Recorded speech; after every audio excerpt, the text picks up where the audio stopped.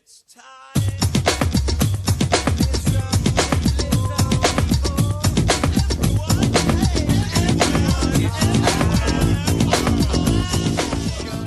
What is going on, you bloody legends? The King of the Couch back in your ear holes for another edition of the world's greatest podcast, the King of the Couch podcast. Damn glad to be here. Sitting here tonight. Fucking what time is it? 9:47 p.m. on a Monday night, 12th of September 2022. That's how much I love you guys, hey, because I'm prepared to sacrifice sleep, beauty sleep. I'm a handsome man, but I mean, I'm not that handsome, you know what I mean? I'm just like, I've got a fucking shit hot personality as well to do the heavy lifting. But good to be back. Apologies it wasn't on last week. It's sort of becoming a bit of a fortnightly show, isn't it? But just a fucking mental one. We'll break it down. I was in Hayman Island for the wedding of the century. Unreal weekend. I did a best man speech. The working title is best man speech of the century. They're throwing it around. One of the greatest things ever spoken, spoken word, public speaking, nailed it, got a fucking master's degree in it now, but seriously, unreal event. But yeah, I just sort of come off that weekend and it was a biggie, and I had like some work stuff on and the kids weren't sort of sleeping correctly and I was all over the shop. It was good, and it wasn't a bad one. It was good. It was all happy times. It was happy. I didn't want to leave the island. Didn't want to leave it. Didn't want to come back to the mainland. I was not having it. So, but I'm back. Took it on the fucking chin like a champion. And now I'm back. I had intended to record last week. It just sort of time got away, frankly. And just one of those things, you know. It gets a little bit too late in the week and I'm not vibing on the podcast. It's an early week thing. So I'm glad I'm here tonight, back on a Monday evening to record episode 147 of the King of the Couch podcast. If you're not already fucking subscribing to the show, please subscribe. Like it somewhere. If you can be fucking bothered, go and give me a review. That would be awesome. I do this for free, but I love when people hear it and give me a kick out of it. Get a kick out of it, sorry, I should say. And if there's something that resonates with you, something that makes you laugh, something that makes you feel fucking good on the inside, you get that warm, fuzzy feeling in the inside of your tummy, pay it forward. Pay it forward to a loved one or an enemy. I don't care. Just pay it forward and make me fucking famous. One day I might get paid to do this, and that would be great. That would be fucking good. No real job, just this, a passion, a dream.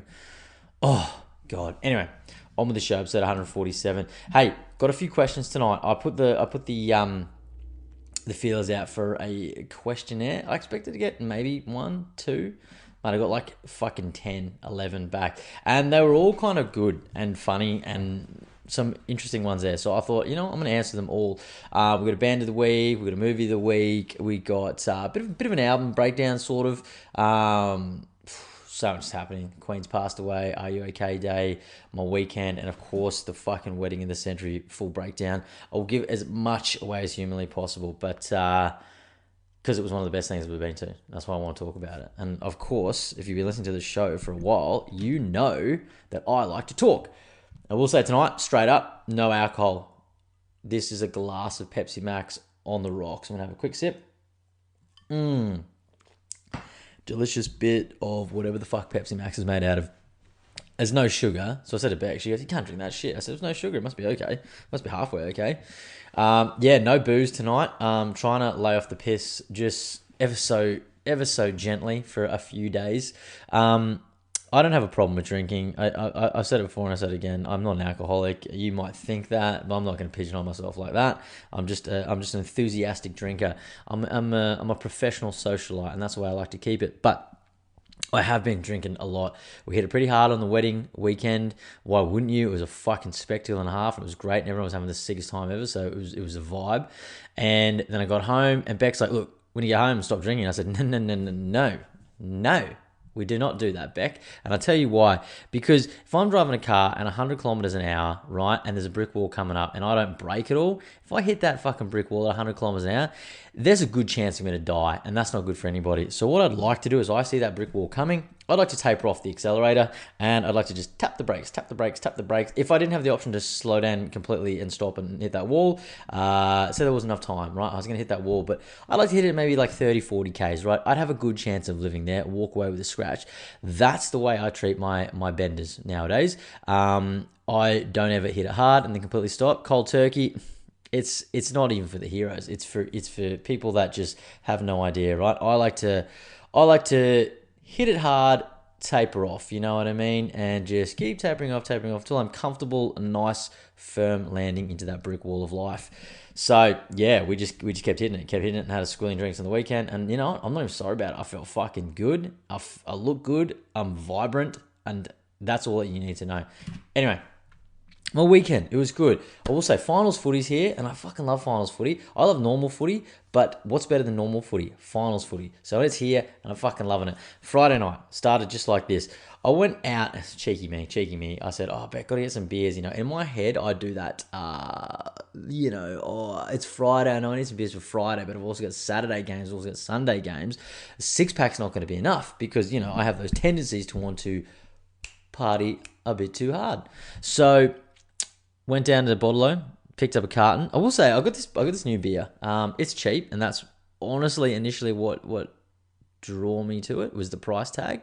But it's low carb. It's like a poor man's pure blonde, right? And why am I paying fucking $50 a carton for pure blonde? It's Steersman blonde. I like it. I didn't even know what a Steersman is, but I like it. I like to Steersman that beer down my throat, and it feels good, and that's why I'm drinking it. $36.95 for 24 stubbies, unreal. $10.69 a six pack. I mean, that's some like fucking 15 year ago prices, but I like it. You know what I mean? I'm sort of on a budget until the end of the year. Got some goals and things like that. You know, and those goals still have to cater to have a little bit of beer in finals footy. So I said to Beck, look, go down and get a carton, and of course got a bottle of wine. It's got a litre of the Hardy's, the Hardy's Sauvignon Blanc, my fave, like $10 there, $36.95 for a carton of Steersman Blonde. If you like a low carb, you like a lager, and you don't like fucking paying for overpriced beer, I highly recommend Steersman Blonde. You've got it. It's got the KOTC tick of approval. Love it. I wish I was having one tonight. Actually, it would be a fucking great plug for the brand. It'd take them to fucking new heights, but I'm not. I'm sitting here with Pepsi Max, you know what I mean? I've sold out. I'm trying to be sober for just Monday, Tuesday, Wednesday. We've got an event on Thursday. I'll definitely have a beer. Let's be honest, I'll have a beer. Look, when it's finals footy, right? Fucking whatever. But yeah, finals footy Friday night was unreal. Lions were playing the Demons. Now, I mentioned a couple of weeks ago, I went and saw the Lions-Demons game, which was absolutely woeful because the Demons just fucking pumped the Lions for like 60 points. And there was some uppity fucking Demons fans in the crowd, and we didn't have a good time. We didn't have a good time at all. I was paying for fucking $10.95 Furfies. It was a ridiculous night. But, you know, the company was good. Fast forward to me on the couch Friday night. I thought I've got me fucking cheap beer, which was delicious, and I want the Lions to win. Fuck me dead. They started the first quarter not looking too good. And I was like, oh, I was having fucking flashbacks of like a month ago, you know?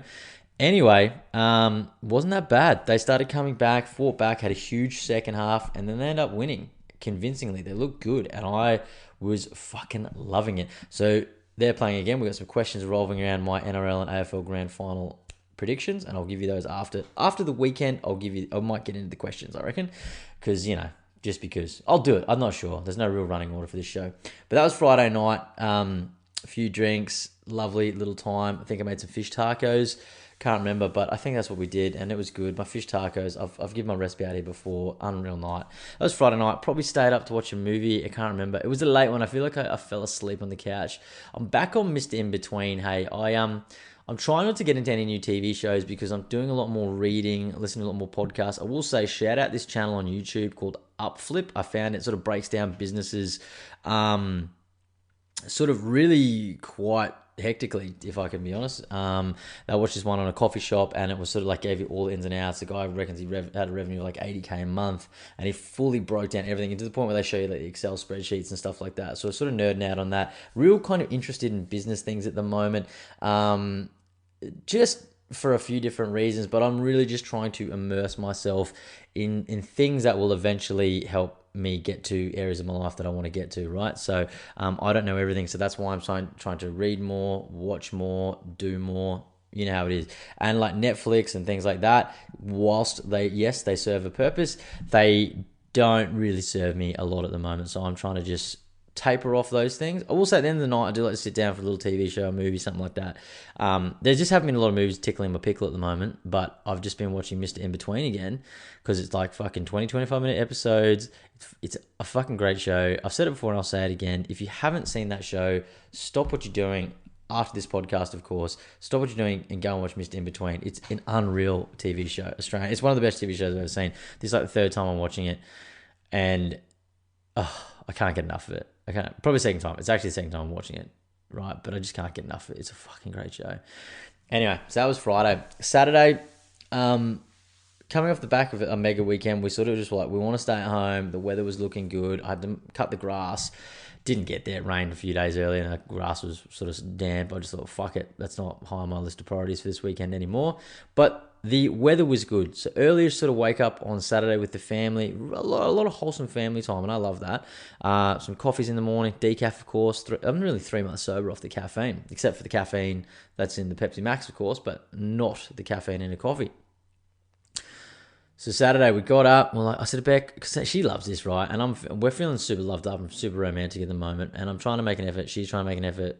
It's not that hard to make an effort, ladies and gentlemen. Let's be honest. You just think of an idea, and like, let's just say the other person likes going for a walk, right? So naturally, I'll go to Beck.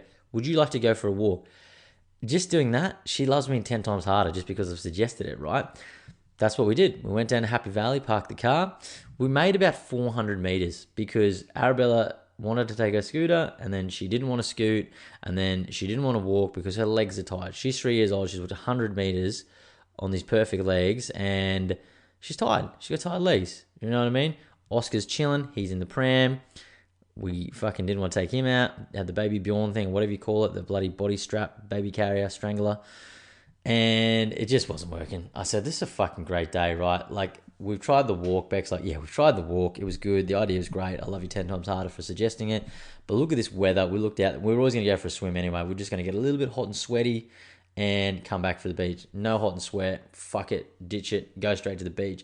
And that's what we did. So we fucking had the first... it was the first family swim up on the coast, but I broke it in up in North Queensland the week, jumping into the pool. But probably first ocean swim I've had in a little while, actually. It was great. Unreal weather. Got some nice colour. If you're watching on the YouTube, you can't see my arms right now. Probably this light doesn't do it justice, but I've got a nice glow on from North Queensland and Happy Valley on the weekend. I'm going to keep it up. Hit about 15 minutes of sun today. Every day, I'm just going to hit it up. Hit it up. Vitamin D. They say fucking... You know, I remember years ago there was like that government ad. It was like, tanning is skin cells and trauma. Fuck that. It looked good. Vitamin D makes you feel better. Rains for a week here. I feel like fucking killing myself. You know what I mean? So vitamin D equals good times. Don't tell me that my skin cells are in trauma, right? They're having a fucking good time. That's what I'm telling them. Digress there for a sec. But unreal to get in the water. Something about super cold water when you can get in there. You feel super refreshed after it. And that's all that matters. And we then just... packed up after that, took some cool photos, packed up, went for a beach cruise. Fuck, unreal. You know what I mean? Just unfucking real. Got home. It was a chilled Saturday afternoon, having some beers. Footy was on at like 5:30. Wanted to watch that. I can't remember what we did for dinner. Butterfly chicken, roast veggies, meat and 3 veg. So good. And then watched the Storm Raiders game, watched the Shark Cowboys game, which I won't break them down, of course, because we got some questions to do with that later, so we'll talk about it there. But yeah, so good. And then the kids went to bed. Beck went to bed. There was this moment, I will say, maybe shot myself in the foot for being a big fat slob. I'm gonna let you in on my private life here. I'm having the fucking time of my life, right? I'm watching Sharks and Cowboys, and it was a sick game, right? I had a decent amount of beers. Let's just say I'd had 5 to 6 at this point, right? I had a big fat litre of wine in the fridge, right? Maybe have 1 glass on the Friday night. I was having a time, right? Beck's gone to bed. I've got the trackies on. I've got the KTC fucking shirt on. Just Cheezels in the cupboard. Hang on, I'll get you some fucking Cheezels, right? Because Cheezels, let's be frank, are fucking delicious. I don't know what they're made of, but they're fucking delicious, right? They're no good for you, but they are delicious. Pour myself a big fat icy glass of white wine, right? Cheezels in one hand, white wine in the other, laid out. Terrible posture on the couch. Sharks Cowboys, rip a game on the television. Bang, I'm eating it. Beck comes down. I can hear her coming down the stairs. I'm like, this is odd. She shouldn't be coming down the stairs this time. What is she doing out of her room? And I just got this feeling that she was feeling quite a lot of love towards me. You know what I mean? Read between the lines. But because I basically dusted myself with Cheezels all over my chest, white wine, I had a nice bloat going on. I remember I was eating chocolate probably an hour before that. I dripped some down the shirt accidentally. Had a red wine stain from the last time I wore the shirt and I hadn't washed it. So I'll be honest, I wasn't doing myself any favors. So she just come down, took one look at me and thought, you know what? I'm not going to go there tonight, but I love him anyway. And she just put her head on my lap, and we watched the awesome end of the Sharks Cowboys game. It was really good. She was asking questions about it. Chicks love footy. I don't care what they say. They do love footy. If they don't claim to love footy, they do, because she comes down. She's immediately asking questions about it. She knows the rules. She knows this. She's just like, why would you do that? Oh, come on, boys. Oh, what's this golden point? Why don't they do this? I would do that. She's a pundit all of a sudden, right? She's an armchair critic. But yeah, super loving. After golden point, she was done. You know what I mean? She just she couldn't get enough of the game. And then she's gone to bed, and I thought, you know what? I'll just settle in. I'll just settle in even harder. Maybe another 1 or 2 glasses of white wine. Needless to say, finished the whole bottle and put on movie of the week, which I'll share right now. Straight out of Compton. I was having a hard time finding a movie. I know there's some good movies out there. I'm just going through it. And sometimes when I'm not in the headspace to watch a movie, but I want to watch a movie. I just don't want to pay attention to the movie. I want to know the movie. So there's like, I can instantly go, I already know what's going on here, and I love it. That's straight out of Compton for me. It's probably the 3rd or 4th time I've watched it. I love it. And I was fucking feeling it. You know what I mean? The rap's coming on, NWA, fuck the police. And I was really feeling it, just pouring wine after wine, cruising down the street in my 6'4", and I was really feeling it. That's why I finished the wine, woke up on the couch, just a little bit glassy-eyed, like, what time is it? It's 3:30 a.m. Better go to bed. That's what I did. And so, I'm happy to say that I'll bounce back. No worries on Sunday morning. No fucking worries on Sunday morning. Got up. We met my auntie and uncle, Ash and Pete, up at Pridgeon Beach. Pridgeon Beach, anyone that's been in Sunshine Coast, Queensland, and visited Pridgeon Beach knows it's a sensational area. And we picked a new restaurant, Outer Square. We'll say it's on my restaurants to go again list, and I would put it on your restaurants to go to for the first time, or go again if you haven't been there. I'm just going to take a quick drink of this Pepsi Max. It's looking at me, it's singing to me. I'm so thirsty. The tongue's already bleeding. I'm fucking 17 minutes in. But Outer Square, unreal. Great to catch up, my auntie and uncle. Love them to death. Great conversation. Warm, welcoming. Love it. You know how much I love family. It's a high value. It's my highest value. And I had the nasi goreng. Added pork belly into it. Beautiful nasi goreng. I don't normally eat that heavily for breakfast, but it was about 11 o'clock. So I got the nasi goreng with the pork belly, and as I mentioned, not drinking caffeine anymore. What am I drinking? Alcohol. So yeah, I got a mimosa with breakfast. It's the way to go, hey? Like, I don't know why you would get anything other than a mimosa if a mimosa was on the menu. You know what I mean? People are like, oh, I need me coffee, I need me caffeine to start the day. Fuck that. Get a mimosa or two under your belt. You feel fucking a million times better. So that's exactly what I did. Took a few happy snaps, some lovely photos I might share on Instagram tomorrow. My uncle sent them through to me. He loves photos. He loves photos just as much as I love photos. And he photographs well. Also, that my Uncle Pete has a nice all year round tan. That's what he said. He goes, last 365 days, he's like, I've had a fucking perfect glow on. And I've got to admit, he does. Like, he wouldn't lie. And I could see it. He's amazing skin. And yeah, that was that. I even had an ice cream. That's how much I was sending it. I had a Oreo cookies and cream waffle cone ice cream. I got Arabella little choc mint. So it was delicious. Then after that, little impromptu not an impromptu pop in, but called in to see Jamie and Jared, friend of the show, long-time friend of the show, Jared the Wizard Sukjai. Got to get him back on the show. I had missed him. For just weirdly, we hadn't really spoken for like 2 months. We didn't try to not speak. We have no issues, no qualms whatsoever. It's just time got away, and we sort of like, I don't know what happened to balls and all, and we're just like, bang, he had COVID, I had COVID, he was away on a trip, I was away for a bit, and just fucking time just flew by. But it was so good to see him yesterday, and Jamie as well, for that matter. Went around, watched UFC 279, missed most of the card, only saw basically the main fight. I come in right at the end where Hamzat had, spoiler alert, he choked out Kevin Holland, and I knew that was going to happen. Pick that. I got 4 out of 5 on my multi yesterday. I'm basically an expert in the UFC picking of the fights, that is. And then saw Nate Diaz and Tony Ferguson, which is unreal. I picked Nate Diaz to win, and hang on, I know fights, so yeah, he won because I picked him. But really fun fight to watch, you know what I mean? It basically was a fight of these two guys, maybe 5 years too late, way past their prime, in my opinion, but look amazing. I think Nate looks great, you know what I mean? You kind of know what you're going to get with Nate. Tony's all over the shop. I kind of wish he would retire, but He's also fun to watch as well, but he does not look like he once did. And Nate Diaz sort of just outclassed him and choked him out there. I don't know why he went to the ground with Nate, and it was cool. He sort of did this thing where he choked him and did the fists up again. And it was like reminiscent of that fight years ago where he fucking flips the bird, where he's choking that dude out. But out of respect, I don't think he flipped the bird for Tony, you know. But it was good, unreal fight. Stoked about that. And the girls going, "Oh, we're gonna go and get a bottle of champagne, make some mimosas." I was like, "Fuck yeah, you know, let's keep this train rolling from breakfast." That's what we did. Just cruised out, got some vitamin D with the kids in the sun, some mimosas, some delicious balsamic sea salt and vinegar chips. Thanks Red Rock Deli. And that was it. It was a lovely little afternoon. We got basically the whole first half in of the Roosters and Rabbitohs game, which was an absolute ball terror to watch. Went home, got the second half in. Again, ball terror. Rabbitohs got up. I thought the Roosters were going to get up, but I'm pleasantly surprised that Rabbitohs got up, right? And it ties into some questions that I got about my predictions later, so I'll share that in momentarily. And yeah, unfucking real night. Last night I had some dinner, of course. I didn't know if I watched a movie, can't remember. Had quite a few beers, watched the Matty John show, watched one or two episodes and missed in between, fell asleep temporarily, and then went to bed. Unreal. Here I am here at Monday. I had my mentor sesh this morning, my breathwork sesh.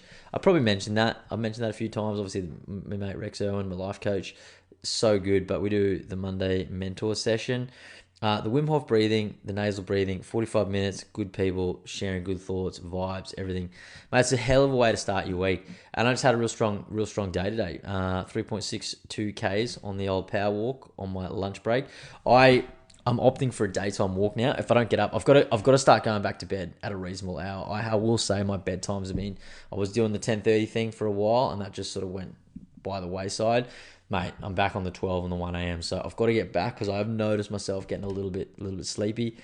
Won't be in bed by 10:30 tonight because I'm here talking to you beautiful people. It's 10 past 10 p.m. But it doesn't matter. But I will say going to start going to bed a bit earlier again. But lovely day, lovely Monday. That's my weekend. Let's have a sip of the Pepsi Max, the delicious no sugar carbonated beverage, and then we'll get into the rest of the show. I'll break down the wedding after. I'm going to, I can answer these questions in a second. But what's happened last week? The Queen passed away. Oh, man. Rest in peace, Queenie. I will say, I don't like to talk ill of the dead. I don't think that's just not my style, right? I will say I wasn't one of these people that was shocked. People shocked the Queen's died. A 96-year-old woman, shocked. I'll be honest, I saw that coming. I saw that coming from a mile away. It was really only a matter of time. Statistically, she's well overdue. But it's here, it's come. There's now no more Prince Charles. It's now King Charles, sausage fingers to his mates. Seen that photo getting around the internet with his fucking big fat fingers? I've got little skinny fingers. Mate, 2 of my fingers put together wouldn't even match one of his fingers. Disgusting fingers. I know he's got fluid issues. I can tell by looking at him. Do you want that man to be king? I don't think so. I'll take on the role, pal. Beautiful fingers. But yeah, Queen's gone. Not devastated about it. There's a lot of things getting around again. I won't talk ill of the dead, but I find the royal family so super weird in any ethnicity group, any background. Royals, do we really need them anymore? You know, a life of privilege, living off the middle class just because you're born into it. I don't know. You know what I mean? They work for it. There's a lot of racism in the royal families. You know, did she kill Diana? There's that rumor.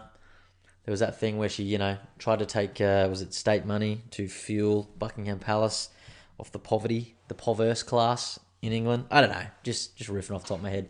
But won't talk ill of the dead. She had some cute dogs. We'll say that. Read some fun facts on her. She never held a passport, never held a driver's license. She lives a life of privilege. Most people like you and I need a passport to leave the country. She's had drivers her whole life. Read she didn't frequent a lot of supermarkets. Always had someone doing her shopping for her. That would be nice. I'd really like that. I fucking hate grocery shopping. It's disgusting. So I can relate to the Queen there. But yeah, she's gone. She's passed away. And now we got sausage fingers King Charles to deal with. So don't know how I feel about him. He seems like a real snake in the grass. He definitely killed Diana. Conspiracy or not, I don't believe so. He killed Diana. You heard it here first. I think you may have already heard that theory, but I'm going to carry it on. So that happened. There, of course, was Are You Okay Day. I didn't reshare anything. I saw a shitload of people resharing Are You Okay stuff, which is great. Everyone's got to do it. I think that's great. I just didn't sort of do it. Didn't get on the bandwagon. I think main reason because I get on here and this is where I share all my thoughts. So Are You Okay Day is it's obviously to raise awareness for mental health, depression, suicide, anxiety, all the things in between. And I think it's a great thing. I think it's a great thing to check on your friends. I think Are You Okay Day, it's great there's a day. We can't have Are You Okay Day as a national thing every day. But in my mindset, and a lot of people I roll with, Are You Okay Day is an everyday thing. We're always checking in on our mates, you know what I mean? I see a mate, looks like you're struggling. Are you okay, mate? People do that to me too. So this is good. I, of course, am very open with my wins, with my losses. If I'm struggling, I'll let you know. I see a life coach. I do fucking breathwork mentor sessions. I talk to friends. I get advice. I listen to podcasts. I read books. I do all this sort of stuff. But check in on people. And I will say too, there's that fine line too of people that are sort of venting, and then there's those people that are struggling, right? Sometimes people just need to get some shit off their chest. Let them get it off. It's like, oh, I hate my job, right? Cool. Sometimes you want a vent or do you want a solution here, right? If some motherfucker is telling you they hate their job and it's fucking slowly eating away at them, they're telling you that every day, every week, every month, right, mate, listen, time to get a new job, time to get out of there, right? Fix it up, sort it out. Something like a depression or an anxiety or an OCD or a bipolar or anorexia and these sort of things, they are harder to deal with. They take more time, right? So I would urge people that are having a difficult time to seek out some proper help. I'm lucky that I could talk to my best friend. I talk to a lot of people. I talk to you. I'm talking to people I don't even probably know who are listening right now. I know people that are listening, but a lot of you I probably don't even know you. And that's fine. If you want to reach out to me, I'll talk to you. But I reached out to my best friend. He helped me with a life coach. You know what I mean? It pays to talk to people, right? You don't need to bottle it up. Don't need to keep it inside. Talk to someone. If your friend's good enough, they will fucking help you, right? Your family's good enough, they will help you.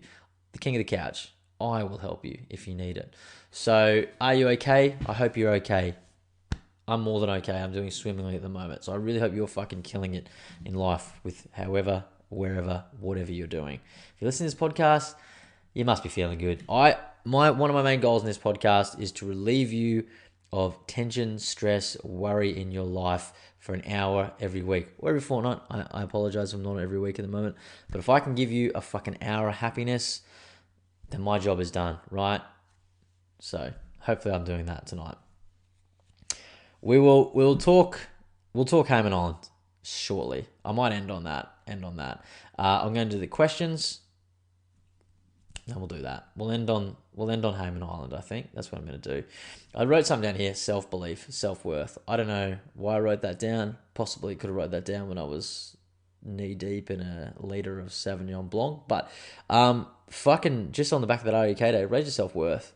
Believe in yourself. Gain some confidence. I was feeling shithouse a few months ago. Now I'm back, baby. I'm doing a lot of work. A shitload of work. Finished an audio book today, Ultimate Wealth Mastery, Dr. John DeMartini.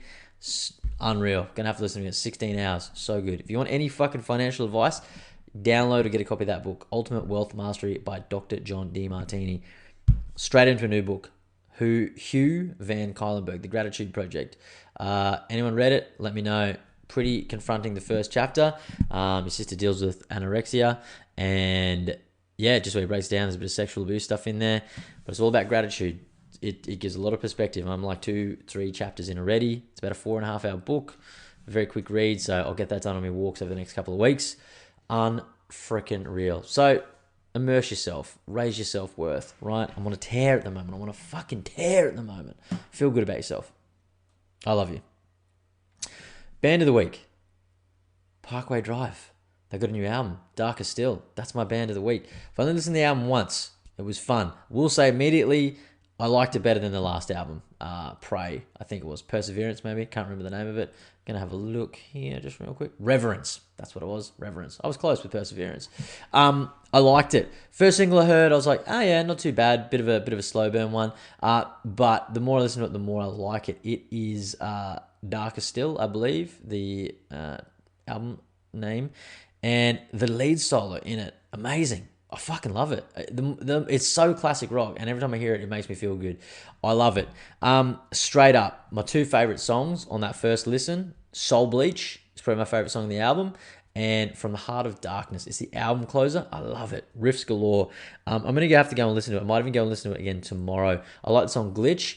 I will say the NRL have jumped on board too. You know what I mean? They've moved away from some of this pus they were dealing with. I mean, they haven't had anything good since like fucking Tina Turner. You know what I mean? But they've got Parkway Drive in, and we like that. And it's good. Glitch is great. I thought the album opened good. Ground Zero, like Napalm, Glitch, so good. It was. It's what I like to do here, and it's a pessimistic view. But I always get to like, what's the one song I don't want to listen to? So the one song for me, "If a God Can Bleed," and I love that name, but it was just sort of a bit of a filler for me. And that makes sense because it's 11 tracks. I would get rid of the filler, 10 tracks. You know my feeling on the 10-track album, unreal. But yeah, Soul Bleach, "From the Heart of Darkness," my two favorite tracks. So that's my album of the week. And just right before I jumped on this show, I'm gonna give you Deuce tonight.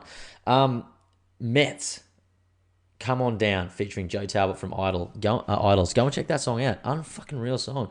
I never heard the band Mets, but I'm in the Idols group. Someone put it there. I thought I'll just listen to this while I'm setting up the camera and the fucking lights and stuff. Lights, camera, action. Banger. Go and check it out. So Parkway Drive, if you're a fucking metalhead, go and check it out. And Mets, "Come On Down" with Joe Talbot. That's my song of the week. And I mentioned my movie on the week, Straight Outta Compton. On the other end, fucking gangster rap. Love it. Love it. All right. Now, question time. Then we go into the Hayman Island Wedding of the Century extravaganza. I like this. I've got a few questions here. They're all great. You know what? I just want to say a little thing here. It's funny. The last time I asked for questions, and I don't do this because I'm like, I've got nothing to talk about. I just like to see what someone flicks back. I do my darndest, my hardest when I see someone on Instagram asking for something or some advice, whatever it is. I try and comment if I can. Unless I'm just have no idea, then I'll just go on with the rest of my life, of course. But lately they've been like, oh, no one's gonna do this, you know what I mean? No one's gonna hit me up. But because I've been fucking raising that self-worth lately, and I've been doing a lot of reading, doing a lot of fucking videoing, doing a lot of affirmations, doing a lot of meditation, a lot of breath work, really fucking going on the inside, and feeling good about it. Mate, I had like 10 questions come back to me. I was like, this is great. People listen to the show. I love it. So, in no particular order, even though I have definitely ordered these, Brad Arnold. OG, shout out Brad Arnold, the fucking man. Apologies I wasn't on last week. You know I hate letting you down. I need the King of the Couch pizza night ingredients, bases, sauces, and breakdown. Good question. Hard one to sum up. Now I will say, I'm a great chef. I'm a good cook. I'm almost like a lazy man's Gordon Ramsay, right? So I usually buy the pizza bases. Rule of thumb, thinner is better. I don't really like a thick base. I go thinner. I get these ones from Aldi or Coles, I believe it is, but they're quite thin, you know. I'd say about half centimeter thick, maybe less than a centimeter thick, but they got a nice herb crust to it, and that's what I like about it. Depending on how much time you got, two ways. You can get a nice sort of tomatoey sauce base. Most of them do, San Remo, things like that, or a nice organic one. Otherwise, if you're feeling a bit classy, I'd go just like a sort of a, what do you call it, like a smashed up tomato. Mutti, M-U-T-T-I, a good brand.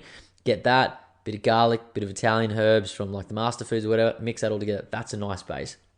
My go-to pizzas, I've got probably three I make. My favorite one being garlic prawn. So what I do is get the prawns, I garlic them up in a pan action with a bit of oil or whatever. Just cook them off ever so gently. And I always put sauce, a little bit of mozzarella. You got to put mozzarella. Years ago, I watched this thing on TV. You put the mozzarella down because when you put the toppings on it, the mozzarella acts like glue and it sticks to the base. Game changer when you work that out, right? So a little bit of cheese, mozzarella. That's the stickiest. That's what you want. Then the garlic. I put a little bit, another drizzle of garlic. Then I put the garlic prawns on. And basically, I just add a bit of rocket on there, really. Or maybe some basil, things like that. Keep it real super basic. Some more cheese on the top, into the oven. Love it. So that's my garlic one, garlic prawn. I like the whole less is more thing with the pizza, right? Like just get bang in on the flavors. I like a fucking ham and pineapple because Arabella, again, mozzarella, sauce base. I like a chunky triple smoked ham. Aldi have this one or your deli, but I like a thicker ham, right? Triple smoked chunk, that ham off the bone, unreal. Get that, slice it up nice, put it down. You want to get, I always usually put some mushrooms on there too, just for a bit of extra fucking oomph. And I like to get just the chunks of pineapple, ring, doesn't matter, chop them up, down, mozzarella on top. So that's a ham and pineapple. And most, you will notice here, they're sort of like 3 ingredients, basically. Very simple. Some of the other ones I've been famous for making, these ones are probably more of a vegetarian one.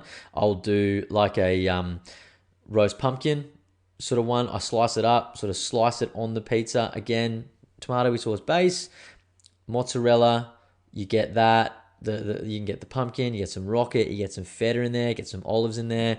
Mate, unreal. And then sometimes I'll do like a capricosa sort of one where I go like full fat ass on it, and I'll get like, different salamis, those sort of, any of those cured meats, anything that's like really terrible for you in the cured meat section, go and buy like 2 or 3 of those, put them down. You want to get some olives on there. I fucking dig an artichoke as well.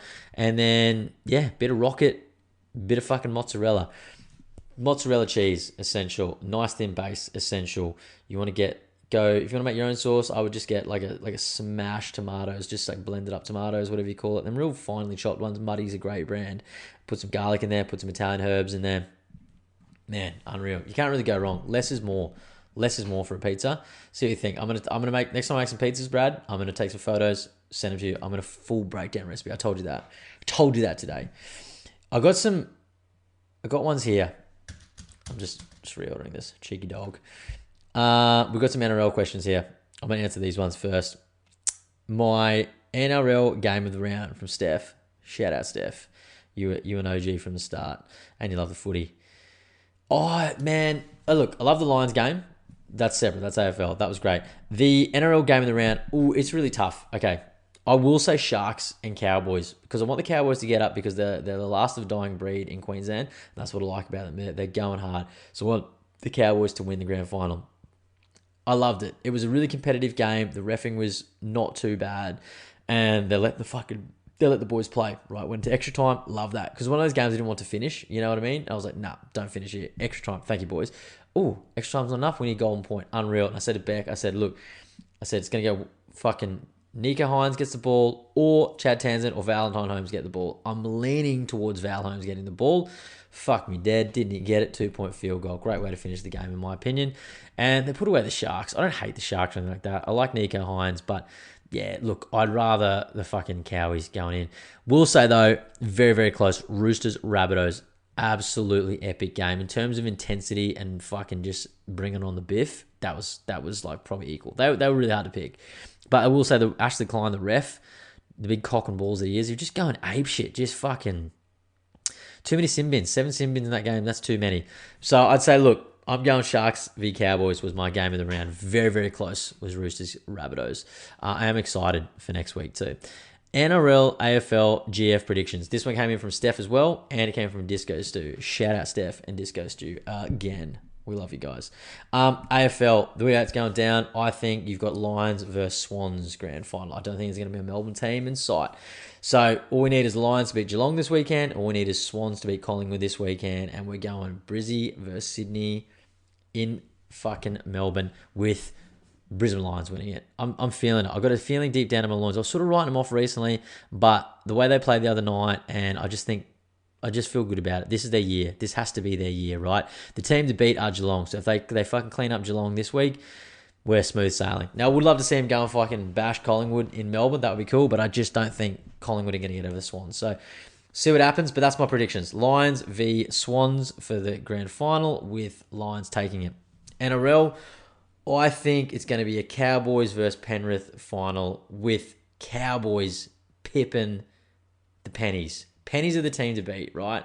I'm interested to see, though, what happens with the Rabbitohs and Sharks and Raiders. I don't know. It's very tight. I'm loving the NRL comp. It's very, very tight. That's what I love about it right now. Fucking finals footy. It's fucking here. So good. But yeah, I'm hot on the Cowboys. Want them to get up. I'm a Broncos fan, which hurts.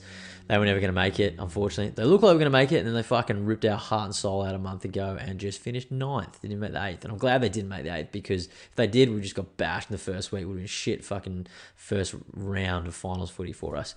So there you have it. Lions v Swans, AFL. Lions winning. Cowboys v Pennies, NRL. Cowboys winning. So there you go. How about those Broncos? Thanks, Shannon. Thanks for bringing it up. Yeah, how about them fucking Broncos? That's from a classic Rabbitohs fan right there. South Sydney till I die, he says. Yeah, fucking furious about it, mate.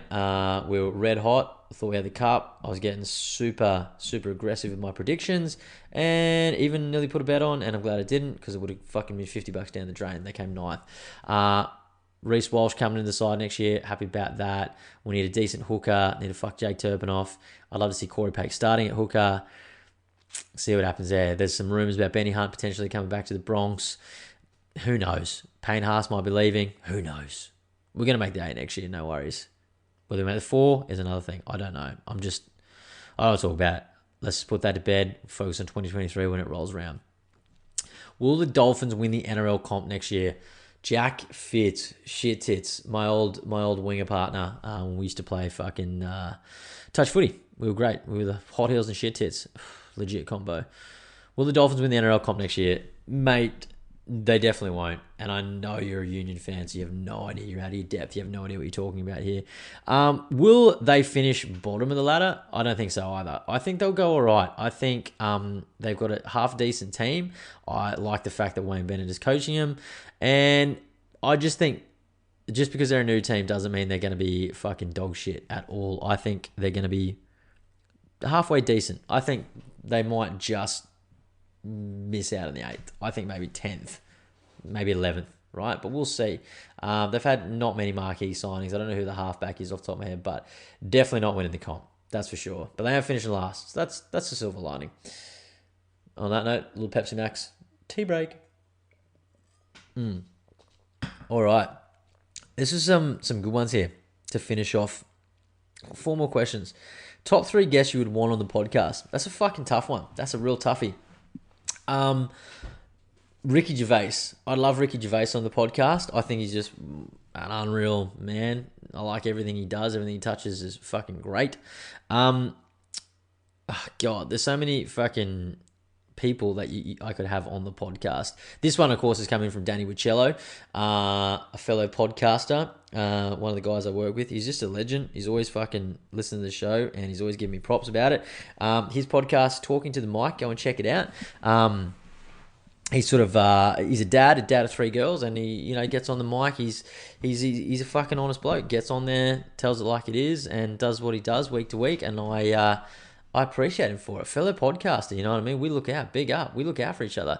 So top 3 guests that are on the podcast. Number 1 would definitely be Ricky Gervais, right? There's definitely going to be some musicians in there. Maybe, I don't know. That's a real tough one. Maybe a Keith Richards. That would be cool, from the Rolling Stones. I feel like I'm lost for words on this one. Three guests. That's really tough. If you gave me like 13, that would be different. Ricky Gervais, number 1. Maybe a Keith Richards. I always kind of wanted to have like Russell Brand on the podcast or a Joe Rogan on the podcast, because I just love the way they speak. I think Theo Von, the comedian, would be fun because I just love the fact that he talks so much shit. I think that's great. I don't know. 3 guests. Ricky Gervais. If Lemmy from Motorhead was still alive, I'd like to have him on the podcast. I think that would be a cool one. If Robin Williams was still alive, I'd love to have Robin Williams on the podcast. That would be a really cool one. Someone who's just going to fucking talk up a storm, I don't know. I'm a lost for words, that one. That's a toughie. That's a real toughie. A lot more bands. We've got some guests coming on soon as well, but a lot more bands. People talking. I don't know. I'm lost. Maybe just Ricky Gervais. Let's start with Ricky Gervais. I'm going to get back to you on that one. I'm lost for words. Because I'm looking at these other questions and they're quite difficult. Okay,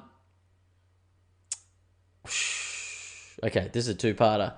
When are you getting me on the podcast, and how does one find purpose in life? Mac, we talked the other week. Whenever you're ready, mate. I know. Let's just do it. Let's just zoom away. I don't know if you're on the Sunshine Coast or not, but let's just zoom away. We'll talk about it.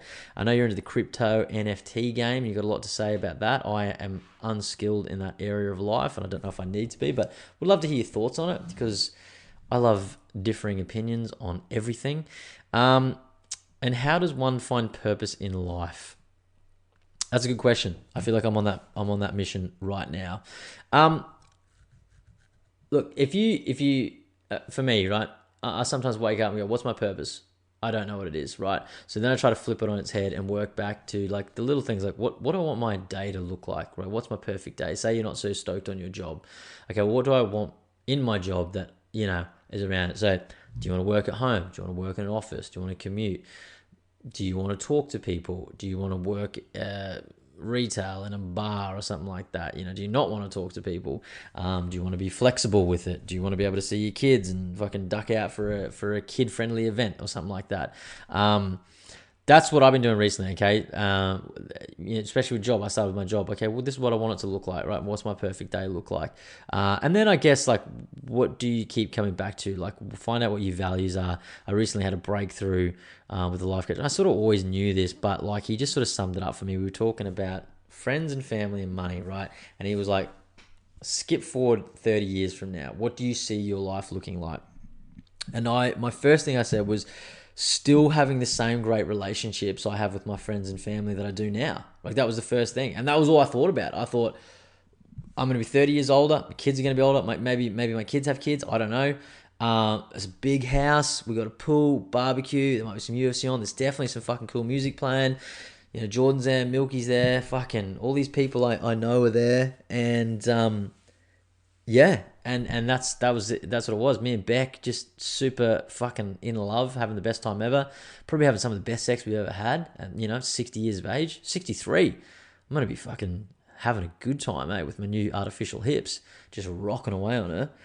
But yeah, I just think maybe find your values. What do you really like doing? What means is it money? Does it mean having a business? Do you want to travel the world? I will say too, I've tried to recently go back and find you might have a purpose, right? And that's what keeps you, but you still might have to do the dishes or wash the car or do some of these things that you don't like doing. Sometimes that can throw people off. Like, I sometimes get bummed that I'm like, oh my God, the same routine of cooking and cleaning every night. But I'm like, you know what? I should be super grateful for that. You know what I mean? The fact that I can afford to put food on the table. I've got fucking gas to cook with. I can cook delicious meals. I can clean. I don't even mind doing the dishes because I get to listen to music or I listen to a podcast or something while I'm doing it. Or I get to watch my kids run around having a great time. So, yeah. How do I find purpose? I just look for the things that I like to do or you like to do, right? Whatever it is. So you like crypto and NFTs and things like that. I know you're like a really smart, intelligent dude. I'm not sure if this is a question just because you're having trouble or just it's for other people's sake, but I would just start to look within. What do I like doing? What do I want to see my legacy as? You know what I mean? I know what I like doing. There's things that I'm trying to pave my way now to do that. It's why I keep immersing myself in these new books, audio books, physical books, podcasts. This wedding, met some incredible people through Jordan at this wedding, right? People that are extremely successful in all different ways, right? I'm interested in those guys. I want to be around them. They say you're the average of the 5 people you spend the most time with, and I want to be around them. What did you do that? How'd you do that? And it's not because they're just rich and things like that. I'm envious of people that wake up every day and fucking love what they're doing. So, this podcast, for example, this is, I don't know if I'll do it for my whole life, but I feel like right now it's one of my purposes in life to get on here every fucking week and talk and try and spread some happiness and laughter and my thoughts on these really fucking cool questions. So, yeah, I think you just got to strip it back. What do I like doing? What are my values? As I mentioned before, we had a breakthrough. Friends and family, that's my highest value. Whatever I do in life, it has to honor my friends and family. When I'm on here, I mention my friends and family quite frequently. I always have done. So, yeah, I don't know. That's, I think, how you do it. And I think your purpose could change too, right? I'm trying to think people that I know that have had business and they've all been always about that. And then they go and sell that business and then they're about a new business now. And then they're always about that. You might all be about your relationship, right? You might all be about surfing or playing guitar or fucking candle making or whatever it is, learning crypto, trading crypto. That to me, I have no interest in it, right? But I'm super envious of someone that wakes up every day and goes, I fucking love doing this. This is exactly what I want to do with the rest of my life for the foreseeable future. Then in 5 years from now, you go, you know what? I'm done with this shit and I'm going to sell it up. I'm going to live off the back of a fucking yacht and I'm going to be an author. I'm going to fucking write short stories for the foreseeable future. That's the cool thing about life too, because if you want something bad enough and you think about it and you put a plan in action and you start to fucking move towards that, why not? You know what I mean? I've realized that lately, you put some stuff out there in the universe and you go, all right, I'm gonna make some plans, and it just pops up. There's things that just start falling into place, falling into place, falling into place. Interesting. Anyway, so I hope that helps. And yes, whenever you're ready to get on the podcast, let's do it. Got a couple of other guests coming up in the next one or two. We're gonna start doing more guests again. I'm excited about that. Thoughts on climate change as a conspiracy to control people. Another one from Jack Fitz. Thoughts on climate change as a conspiracy to control people. I don't know. I don't really buy it. I think climate change is real. I'm one of those people. I follow some really, really intelligent people that I agree with everything they say, and they're kind of like climate change is bullshit. I don't know. I have heard a recent one that made me laugh about the government's putting these things out in the atmosphere, and that's what's creating like extra rain and stuff like that. So that probably ties into what you're saying. I don't know how it controls people. I'd say like vaccinations and mandates and things like that. That's probably for me, a more logical way to control people. I think climate change is real. I think the way that human beings have polluted the earth for a long time now. I've traveled the world, been to not every country, but I've been to some countries that like Bangkok, you know what I mean, and LA and things like that. And there's smog, like there's clear smog in the air. It stinks, they don't have a good rubbish system. That's like, where's that going to go? You know what I mean? It's only going to affect the atmosphere. But see people fucking littering in the streets, you know what I mean? People driving these fucking V8s up and down, pouring fucking smoke out of the back. It's got to go somewhere, right? So it's going into the atmosphere. So I don't think that there's any conspiracy to control people via climate change. I think climate change is real. I just think human beings, for the most part, are fucking too stupid to like switch a light off. I say that as I've got literally, look at all this shit. I've got my fucking computers on. I got my fucking phone on here. Got the mic on. We've got the light on and stuff like that. So we use heaps of electricity and whatnot, and we don't really give a shit about it. That's why I'm a hold on things like solar power and fucking these Tesla cars and stuff like that. I think they're really cool because I think one day we're just going to the Earth's just going to go, I've had enough. It's going to fucking deflate like a popped basketball or something. So, yeah, I think climate change is real. I'd love to know what you think, Jack Fitz. Shit tits. I'd love to know what you think on that one. You might have a totally different opinion on it. And I will say I need to do more research on that too. So I like to hear these. I like to shoot from the hip. Who really built the pyramids? Jaden Dinmore. My man I met in business class on the Sydney trip. My man, shout out Jaden Dinmore. I'm going to go with the Egyptians. I know there's a big pull on aliens, and I really wish it was aliens. I hope it was. I hope aliens come to Earth one day. They're probably among us right now. Reptilian people, they're around us, right? I believe in aliens 100%. I believe in aliens 1,000,000 times faster than I'll ever fucking believe in a god, right? So, who really built the pyramids?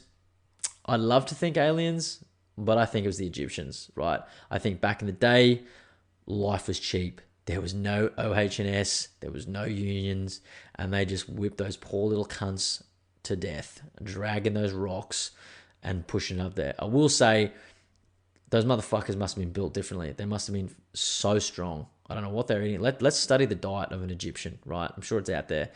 But I don't know how the fuck they got it. I've never seen the pyramids in real life, but they look big as fuck on the telly. And how they did it without cranes and this and that, I don't know. But I tell you what, there would have been a lot of fucking dead, squashed Egyptians getting those fucking pyramids together. And they were built well too. They have not really fallen down or anything like that. Probably a bit weathered, but they look mint. They look great. So shout out the Egyptians. Ingenious people. I guess they had no television back then. They had no fucking smartphones. They had no social media. They had nothing. They had no books. They just were like, right, what can we do today? Some rich cunt's going, yeah, pyramids. That's what I'd like to see. Triangular shapes as big as I can imagine. How are we going to do that? Oh, there's a fucking million poor Egyptians here that are fuck all doing as well. Let's get them to do it, and we'll just whip them to death. And if they die, well, then there's another Egyptian coming along. But I don't know. Interesting. So yes, I think the Egyptians built it. I think they worked really, really hard at it, and they did an amazing job. But unfortunately, I think a lot of people died because of that. Something else I'd like to read on, though. I'd like to read on that. And last but not least, God, we're rocking along here. I haven't even got to the Hayman Island. We're 55 minutes in. Another Pepsi. Becky, the better half of our relationship. What's your opinion on the zodiac signs? Now, at once upon a time, I probably thought it was a little bit woo-woo. Most people I know, they get a kick out of reading a horoscope, right? We all like to read a horoscope because you go, oh yeah, that's very similar to what's going on in my life. I follow a page on Instagram, and this is why she's asked me this, because I keep sending her heaps of zodiac signs lately. I keep sending her everything that comes up because it seems so relative to what is happening in my life or our life. I follow this thing called Moon Omens on Instagram, and they do heaps of shit. All this stuff to do with the moons and stuff like that. I used to think it was all a bit woo-woo, but the more I read these things and the day-to-day things, one, I'll tell you what, people go, it might be a bit of a placebo effect. You know my thoughts on placebo effect. If it makes me feel good when I'm doing it, it's a success, right? So when I read these things, they make me think and it makes me feel good, generally speaking. All this work, this reading, and all this stuff that I'm putting out there and doing, when I read these zodiac signs or some of these moon things or whatever, I go, that seems very relative to what I've just done or what I'm trying to achieve. I don't know how anyone would know that. And all the Capricorns, I'm a Capricorn, shout out Capricorns. All the Capricorns in the world, would they be doing the exact same thing as me right now? Is this just a hunch? I don't know whoever's written this. But I always feel like it's targeting me when I read that, right? And again, you can think about it and you can expand your mind. So I love the zodiac signs. I think it's great. I'd even go as far to maybe just getting a fucking huge Capricorn tattoo on my back. That's how much I'm loving the zodiac signs at the moment. But I'd love to know what people think about the zodiac signs, if they think it's pure bullshit or it's not. I know a few people that I follow, they share stuff like this as well. I love it. I don't know. Most of the time it's good. It makes you feel good. You never really open it up and it tells you some real devastating news. Like, this month, look forward to a fucking car crash. It's like, well, shit. But it's always just like some real nice stuff. It's, happiness, blessings, this and that, working towards it. All your hard work going to pay off. I don't know. I like that. I love the woo-woo. I live for the woo-woo now. So that's my opinion and I love it. Anyway, appreciate those questions. I hope I've done them some justice. I try to look at the questions as I start the show, come up with my answers right then and there. I don't know. Probably fucked it. Full breakdown. Hayman Island extravaganza. Don't know how long I'm going to go. Didn't get to a show last week. This could be a long show tonight.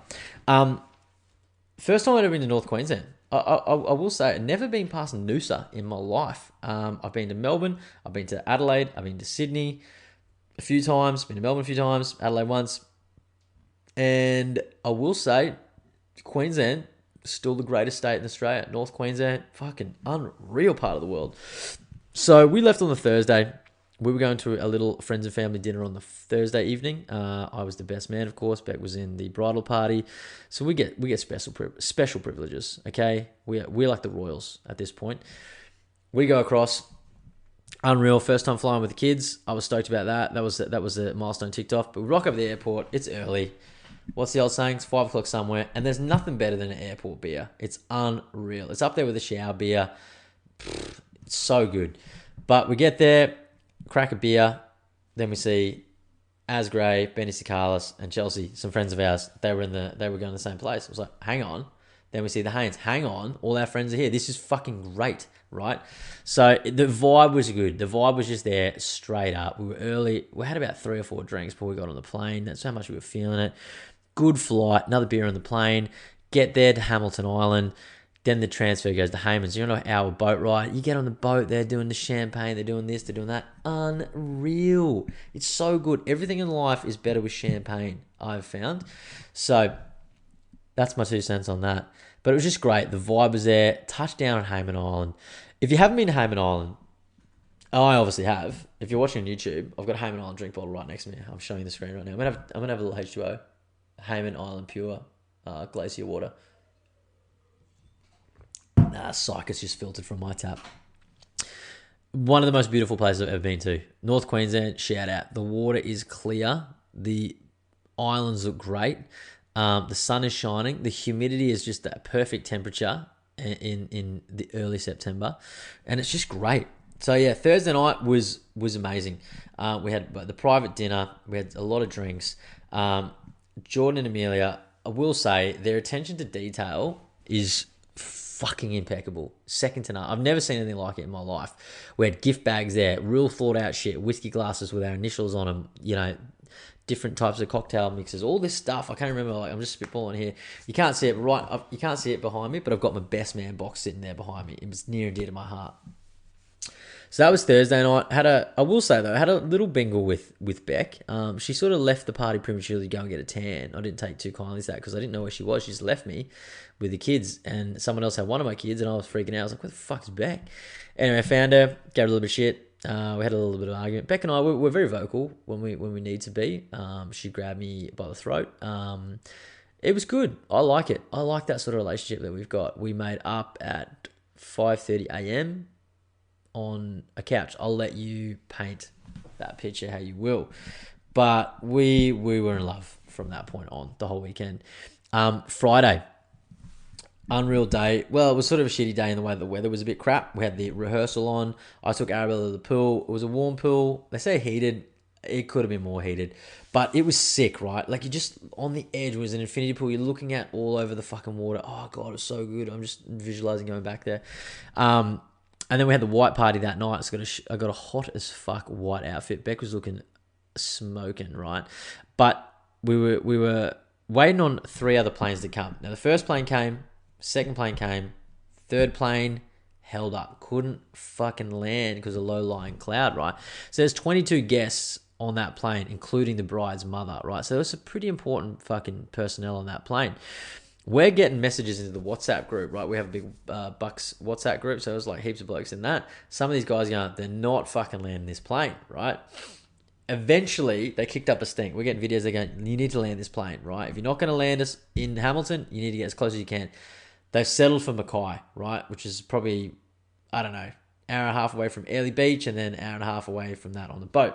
So that was the plan, right? It was amazing.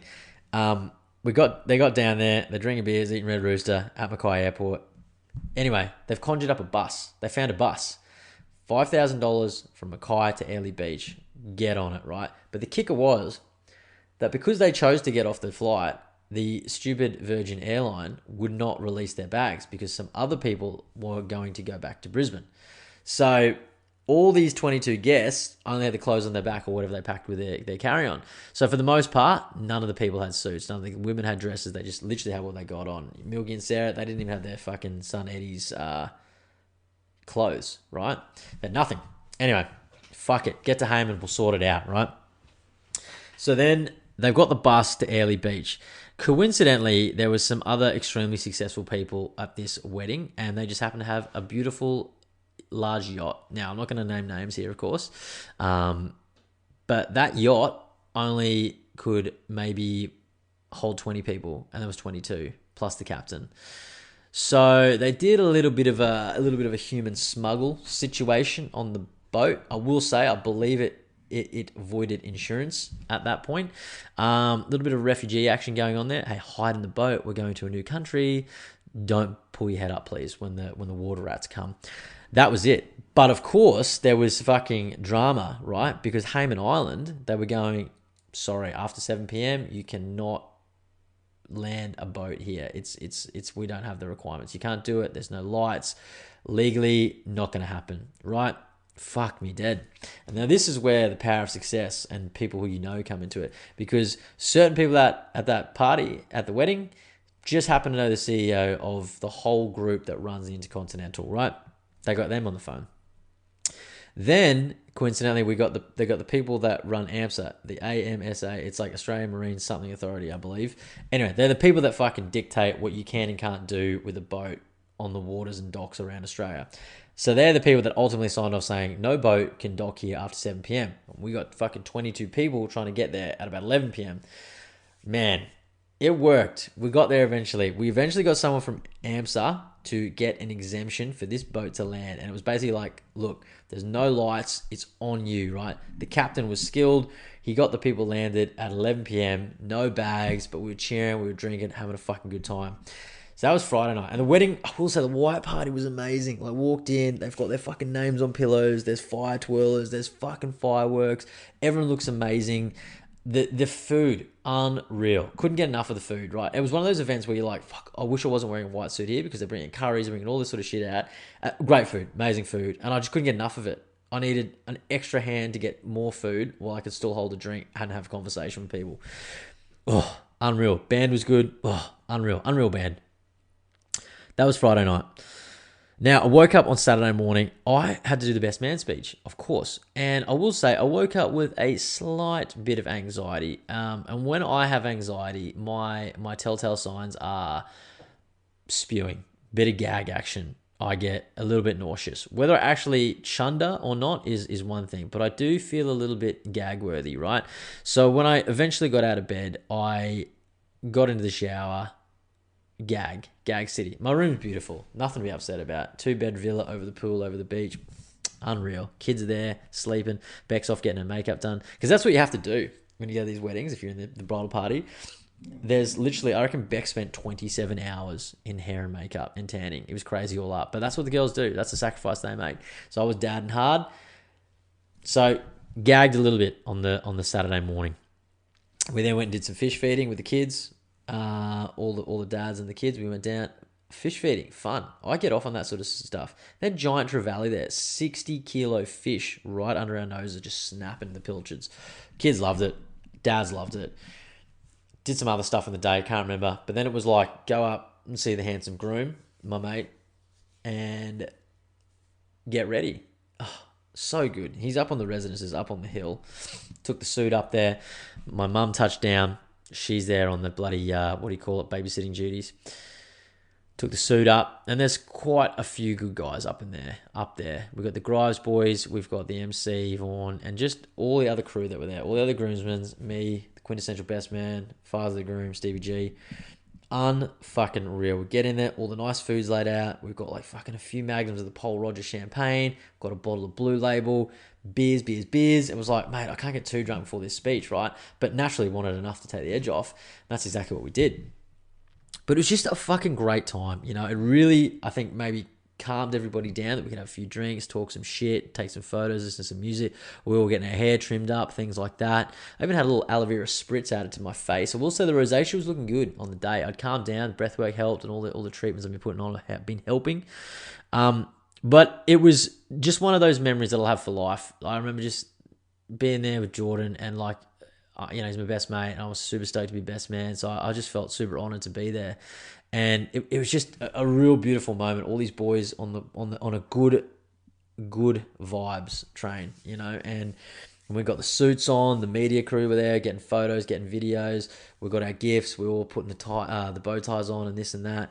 Eventually got suited and booted, and we went down to the ceremony, which was absolutely like to die for. I'll tell you what, I've never seen a wedding. There was 2 tons of chandeliers this wedding. There was like over 5,000 fucking roses or something like that. It was huge. It was over the top in the best way possible, and I didn't expect it to look any more beautiful than it did, right? But it was amazing. And to be up there sort of with my mate and all the other guys. Becky was in the bridal party. She looked fucking stunning and beautiful. And it was just amazing, hey? Again, I'll have that memory for life, all right? It was just really, really good, I had the rings. That was another thing too. I don't know what the fuck these rings were worth. It crossed my mind a couple of times ago. Do I just get the fucking transfer out of here and live like a king on these 2 rings? Wouldn't do that. Not a scumbag. But it did cross my mind once or twice. I've then handed the rings off. Man, it's amazing. A lot of responsibility, the best man. Huge responsibility. And then, reception, amazing. I will say, though, it's funny, right? My mum's panicking. I'm going to have a drink. My mum's panicking. The speeches are on. I've got my speech to do. She's calling me. What's going on? Oscar's been sick. Okay, cool. What do you want me to do? I'm not a doctor. I care, but I don't know what you want me to do. Have you fed him? Oh, no. We'll feed him. He's probably dehydrated. I feel like I'm parenting the parent at this point. I'm trying to be super nice without being fucking stressed, right? Because I'm sort of stressed because I've got to do this speech. I go back, see what's doing. All good. Feed him. Come back. Speeches are on. I'm like, Mum, we've got this thing at 9:15, 9:20 tops, right? Got to do the speech. She's fucking calling me again at 9 o'clock. I'm like, Mum, did you hear what I said here? I've got to do this speech, right? And I said, I can't do anything right now. There's a nurse on site. Call the nurse. Get it sorted. Like, do that, right? Whatever it costs, we'll get it done. It was $100 at the end of the day. I've called the nurse. All good, right? If you're super sick like this, it's probably gastro or something like that. Turns out there's something in the water over there. A few people have the runs. Big deal. Some people have the spews. I then... The speeches are on.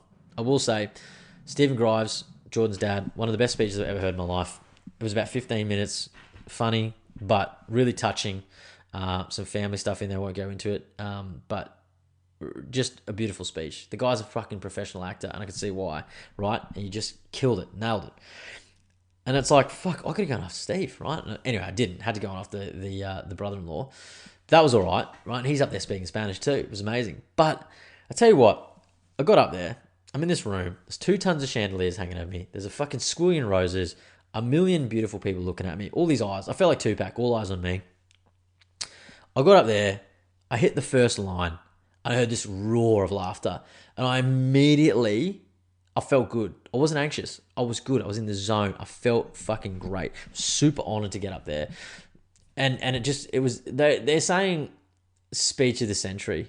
They're saying one of the best speeches I've heard. I had people, I'm not even shitting you, and this sounds so egotistical. I had people coming up to me for that night and the next day or two going, mate, I can't believe that speech. It was unreal, so funny, so heartfelt in parts. You nailed it. Do you do public speaking for real, right?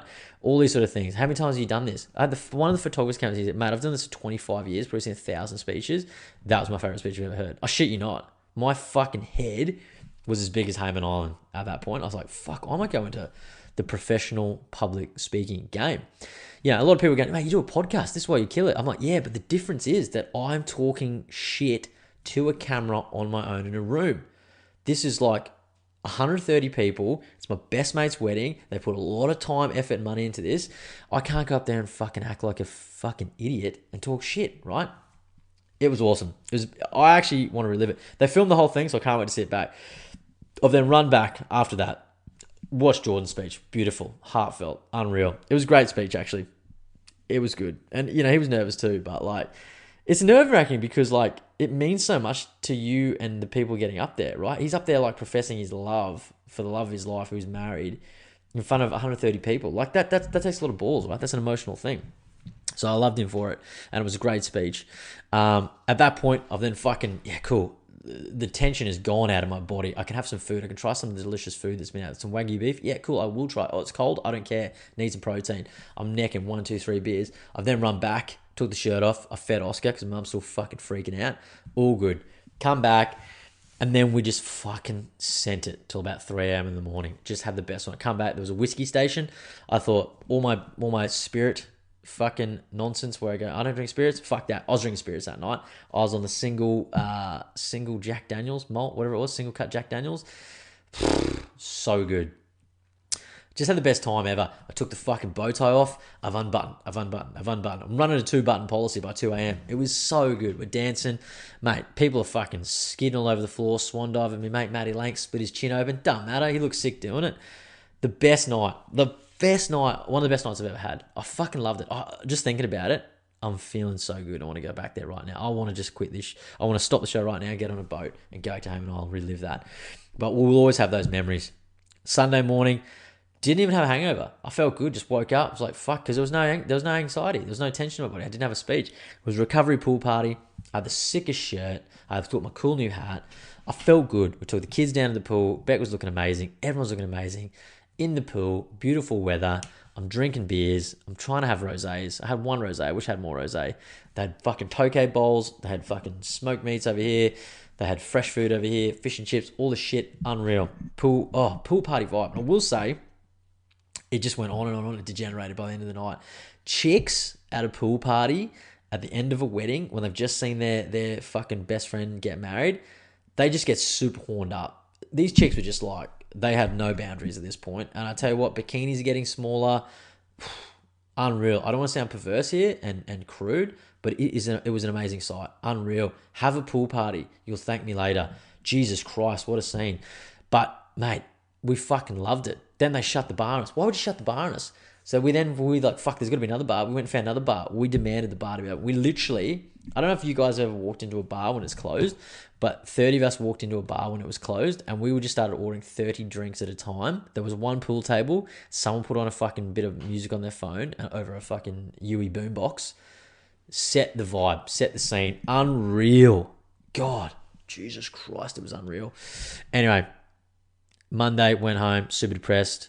because my mate just got a huge fucking super yacht, and he's like, "Oh man, you should hang around." I'm like, "I got to go home because I got to pay review on Wednesday morning," but I would love to. And look, we're bestest friends ever. I know I'll get on that yacht sometime very soon. So at some point, you gotta cut the fun, get back to reality. But there'll be more fun. It's all good. Doesn't have to be all boring reality. But I will say, one of the best weekends of my whole life. One of the best wedding I've ever been to. It was a huge spectacle. I went to some beautiful weddings. I was super stoked. It was my best friend getting married. I was the best man. I loved every minute of it. I was humbled, and I just really appreciated the opportunity to do that. So I know this is his show, so I'll thank him again. I thank you. I love you, Jordan Grives. You're my best friend ever. And yeah, it's just amazing. The other thing I will leave on this: friends and family, highest value for me, right?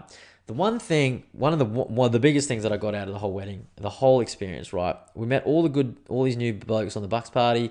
They carried over to the wedding.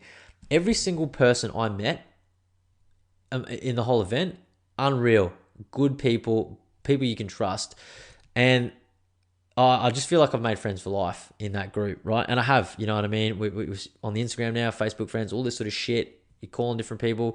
Like, I can't wait to catch up with these people again. I'm thinking, when are we all getting together again? Because that was amazing. No one wanted it to end. So that, to me, was another highlight coming out of the weekend. Making fucking new, great friendships.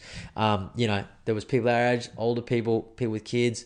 Oh, so good. On that note, we're an hour and 15 here. I'm fucking ranting, I'm raving, having the best time of my whole fucking life. This is so good. Episode 147, King of the Couch podcast. I've had a fucking sick night. I've had a sick night. I've got a guest maybe next week. Next 1 to 2 weeks, got a couple of young blokes coming on. They run a coffee shop, run an online coffee subscription service. They do a lot of vlogging, doing some cool shit. Bit younger than me, and I want to get on and hear their thoughts and have some cool conversation with them. Might have Smitty on this week. We've been playing a bit of tag team. He keeps hitting me up. I just keep missing him because I'm fucking under the pump with other things and whatnot. Probably get little Jared onto a little footy breakdown too in the next couple of weeks as well, I reckon. But man, damn glad to be back, and I'll be back on next Monday night, 125 fucking percent. Anyway, I'm the King of the Couch. This is episode 147. You've been a beautiful audience. I love you all. No matter who you are, or what you're going through, there's